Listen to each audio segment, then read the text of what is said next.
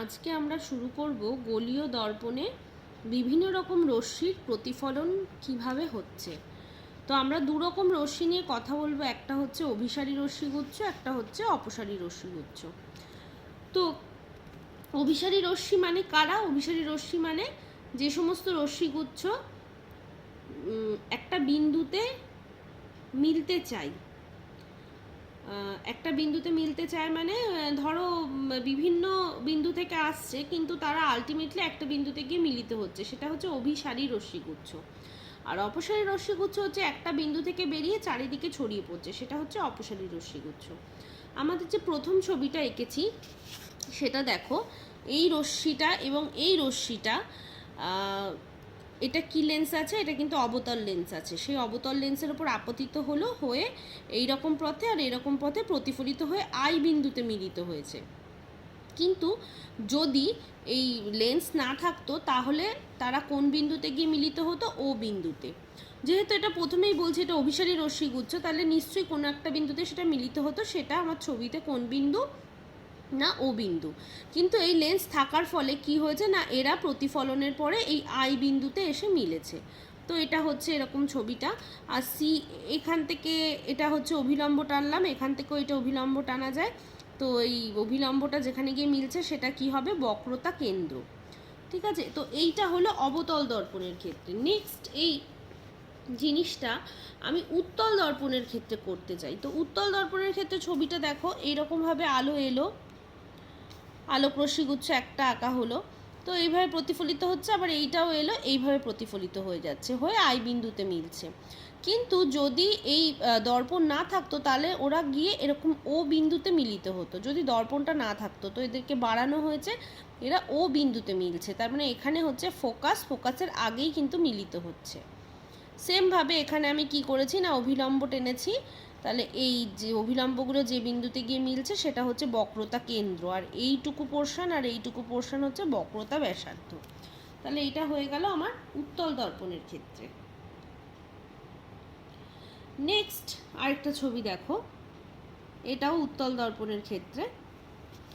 এখানে এই যে আলোক রশ্মি এইটা এসছে, এখান দিয়ে প্রতিফলিত হয়ে গেছে, আবার এই আলোক রশ্মিটাও এখানে পড়েছে, হয়ে প্রতিফলিত হয়ে গেছে।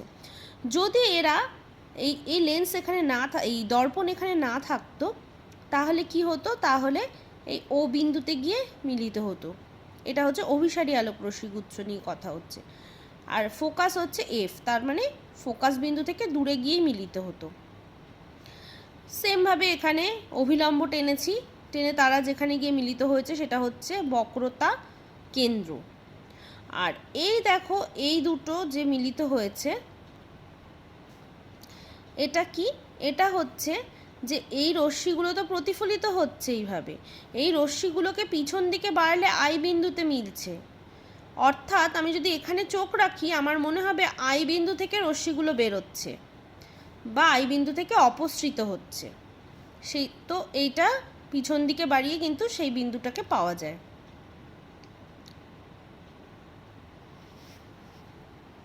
নেক্সট এই ছবিটায় আসি।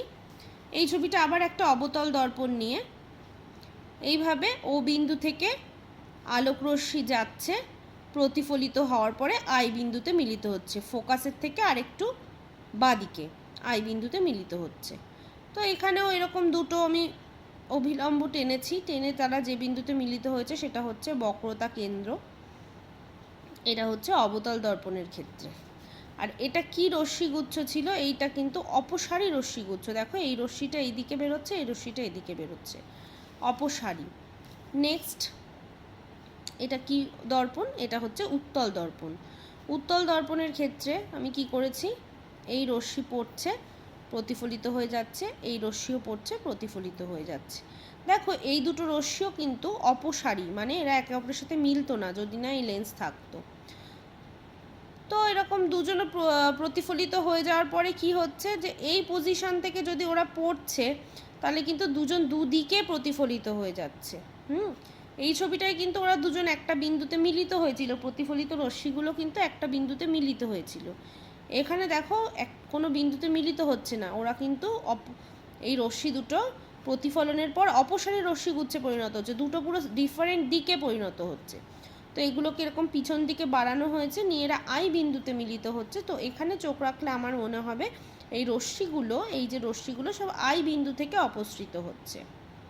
দেখে নাও, সেমভাবে এখানে আমি অভিলম্ব টানলাম, অভিলম্ব টানলে সি বিন্দুতে মিলিত হচ্ছে। সি হচ্ছে বক্রতা কেন্দ্র, আর এখানে কোথাও একটা ফোকাস আছে, ফোকাস বিন্দু।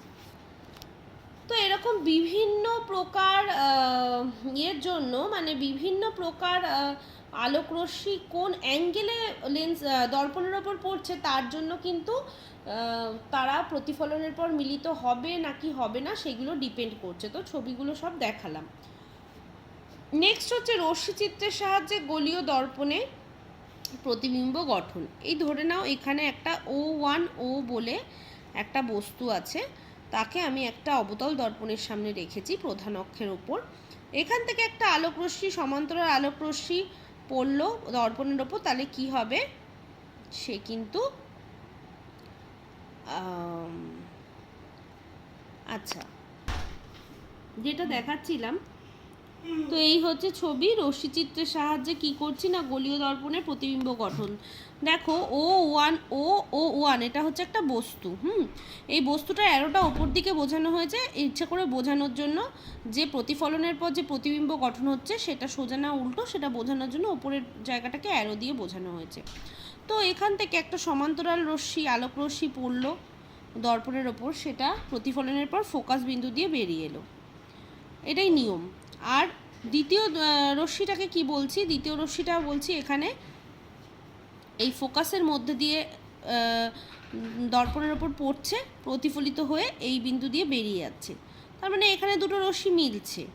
আর এইখান থেকে একটা রশ্মি, সে কি হয় না এরকম লম্বলম্বিভাবে মেরুর ওপর পড়ে, আবার লম্বলম্বিভাবেই প্রতিফলিত হয়। তাহলে দেখো এই পয়েন্ট থেকে রশ্মিগুলো কিন্তু এই পয়েন্টে আসছে, তার মানে ওপরের পয়েন্টটা হবে নিচের দিকে, আর এই নিচের পয়েন্টটা এইখানেই হবে এই লম্বালম্বি আপতন এবং প্রতিফলনের জন্য। তাহলে অ্যাকচুয়ালি উল্টো প্রতিবিম্ব গঠিত হবে, তাই তো।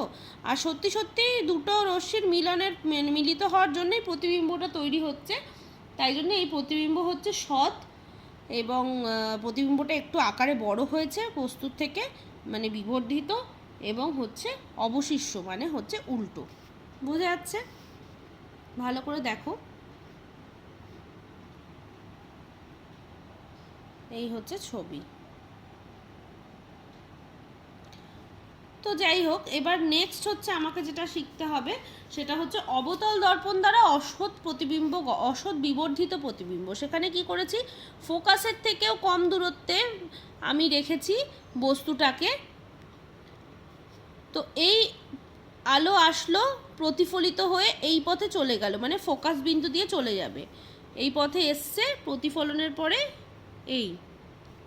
এইখান দিয়ে বেরিয়ে যাবে।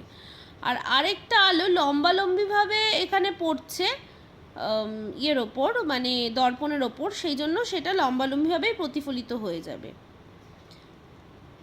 মানে বক্রতা কেন্দ্রের মধ্যে দিয়ে যদি কোনো আলো যাতায়াত করে সেটার কোনো গতিপথের পরিবর্তন হয় না। তো এই দুটো বিন্দুকে পিছন দিকে মেলানো হলো জোর করে। তো এইখানে যদি আমি চোখ রাখি আমার মনে হবে আলোটা কিন্তু এই I1 বিন্দু থেকেই আসছে। তো এইখান থেকে যে রশ্মি প্রতিফলিত হয়েছিল সেইটাকে পিছনে বাড়িয়ে I1 বিন্দু পেয়েছি, তাহলে এই অ্যারো মুখটা কিন্তু এই ওপর দিকেই হবে।